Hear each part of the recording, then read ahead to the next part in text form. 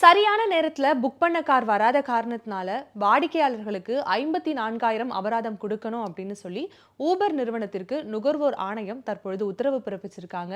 இதை பத்தி விரிவா பார்க்கலாம் வாங்க. ஊபர் ஆப் மூலயமா வாடிக்கையாளர் ஒருவர் ஒரு காரை ப்ரீ புக் பண்ணியிருக்காரு. ஆனால் அவர் சொன்ன நேரத்துக்கு கார் அந்த இடத்துக்கு வந்து சேரவே இல்லை. இது குறித்து பல முறை ஊபர் நிறுவனத்திடம் இவர் புகார்களை அனுப்பியிருக்காரு. ஆனால் ஊபர் நிறுவனத்தினுடைய தரப்புல இருந்தும் சரி, அந்த வாகன ஓட்டுநருடைய தரப்புல இருந்தும் சரி, எந்த ஒரு விஷயமுமே இவங்க ஒரு கிளாரிஃபை பண்ணாமலே இருந்திருக்காங்க.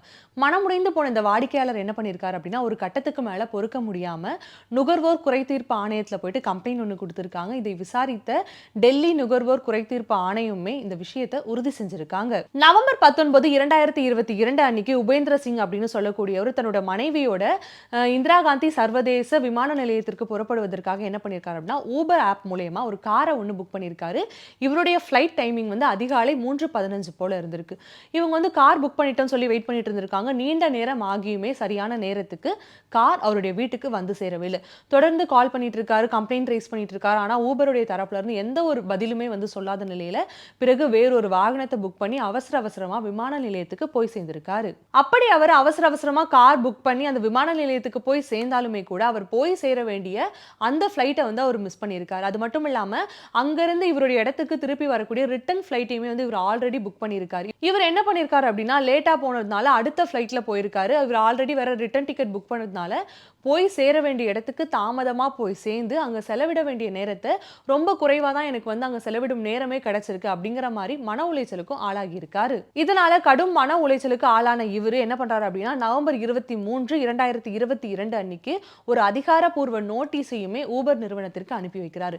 ஆனா ஊபருடைய தரப்புல இருந்து இந்த அதிகாரப்பூர்வமான நோட்டீஸுக்குமே எந்த பதிலும் கிடைக்காத நிலையில இவர் என்ன பண்றாரு அப்படின்னா, வேறு வழியே இல்லாம நுகர்வோர் குறைதீர்ப்பு ஆணையத்தை அணுகுறாரு. இதை விசாரித்த ஆணையம் என்ன பண்றாங்க அப்படின்னா, இத்தனை முறை ஊபர் நிறுவனத்திடம் தகவல் கேட்டுமே அவர்கள் எந்த ஒரு தகவலையும் சரியான விளக்கத்தையும் இதுவரைக்கும் கொடுக்கல. அது மட்டும் இல்லாம ஒரு எளிதான சேவையை வழங்குறது தான் அவங்களுடைய வேலை.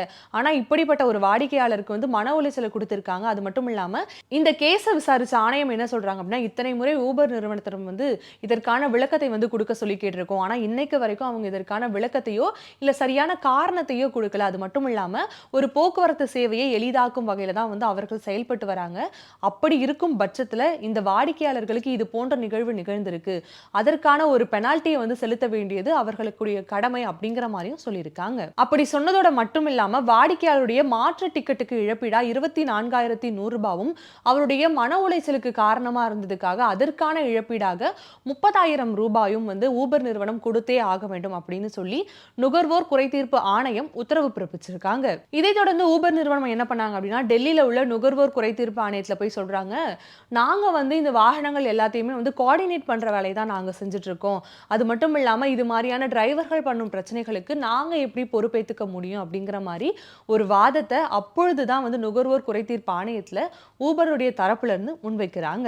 ஊபர் நிறுவனத்தினுடைய வாதத்தை கேட்ட டெல்லி மாநில நுகர்வோர் ஆணையம் என்ன சொல்றாங்க அப்படின்னா, ஊபர் இந்தியா ஒரு ஒருங்கிணைப்பாளராகவும் உதவியாளராகவும் செயல்படுறதுனால இந்த வாடிக்கையாளருடைய புகாரை நீங்க கண்டிப்பா ஏத்துக்கிட்டு தான் ஆகணும். அது மட்டும் இல்லாம ஒரு டிரைவர் அப்படி பண்ணியிருந்தார் அப்படின்னா இவருக்கு உடனடியாக நீங்க மாற்று உதவியோ இல்ல மாற்று வழியோ நீங்க செஞ்சு கொடுத்திருக்க வேண்டியது உங்களுடைய கடமை தான். அது மட்டும் இல்லாம இவர் இத்தனை முறை புகார்களை எழுப்பியுமே உங்களுடைய தரப்புல இருந்து எந்த ஒரு சரியான விளக்கமோ அல்லது காரணமோ நீங்க இது வரைக்கும் கொடுக்கல. அதனால எந்த ஒரு காரணமும் சொல்லாம இதற்கான பெனால்ட்டியை செலுத்த வேண்டியது உங்களுடைய பொறுப்பு தான் அப்படின்னு சொல்லி மாநில நுகர்வோர் ஆணையம் தற்பொழுது தீர்ப்புகளை பிறப்பிச்சிருக்காங்க. அது மட்டும் இல்லாம டாக்ஸி வராததற்கான உரிய விளக்கத்தை அளிக்காத காரணத்தினாலும் சேவை குறைபாடு காரணத்தினாலும் இந்த நடைமுறை இழப்பீடு பெறுவதற்கு சரியான ஒரு நடைமுறை அப்படிங்கிற மாதிரியும் ஆணையம் உத்தரவு பிறப்பிச்சிருக்காங்க.